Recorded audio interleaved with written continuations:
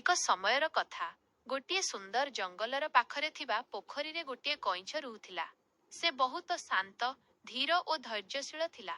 ସେଇ ଜଙ୍ଗଲରେ ଗୋଟିଏ ଠେକୁଆ ମଧ୍ୟ ରହୁଥିଲା। ଠେକୁଆ ବହୁତ ଦ୍ରୁତ ଦୌଡୁଥିଲା ଏବଂ ସେ ତାହାର ଗତି ନେଇ ବହୁତ ଗର୍ବ କରୁଥିଲା। ଦିନେ ଠେକୁଆ କାଞ୍ଚାକୁ ଦେଖି ହସି କହିଲା, ତୁମେ ଏତେ ଧୀରେ ଚାଲୁଛ, ତୁମେ କେବେ ମଧ୍ୟ ଦୂରକୁ ପହଞ୍ଚି ପାରିବ ନାହିଁ।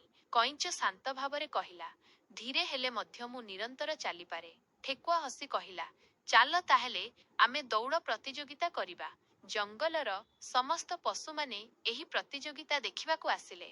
ଶିଆଳ ରେଫେରୀ ହେଲା ଏବଂ ଦୌଡ଼ ଆରମ୍ଭ ହେଲା।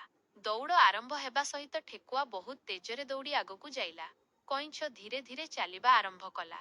କିଛି ଦୂରକୁ ଯାଇ ଠେକୁଆ ଭାବିଲା, କଇଁଛ ତ ଅତ୍ୟନ୍ତ ଧୀର, ସେ ଏଠାକୁ ଆସିବାକୁ ବହୁତ ସମୟ ନେବ। ମୁଁ ଟିକେ ଆରାମ କରିଲେ କିଛି ହେବ ନାହିଁ। ସେ ଗଛ ତଳେ ଶୋଇପଡ଼ିଲା ଏବଂ ଶୀଘ୍ର ଘୁମିଗଲା। ଏହି ସମୟରେ କଇଁଛ ଧୀରେ ଧୀରେ ଚାଲି ଆସୁଥିଲା।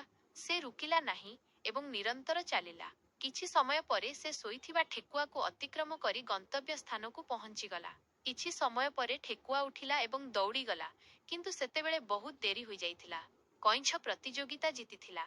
ସମସ୍ତ ପଶୁମାନେ କଇଁଛକୁ ଅଭିନନ୍ଦନ କଲେ। ଠେକୁଆ ଲଜ୍ଜିତ ହେଇ କହିଲା, ମୁଁ ମୋର ଅହଙ୍କାର ପାଇଁ ହାରିଗଲି।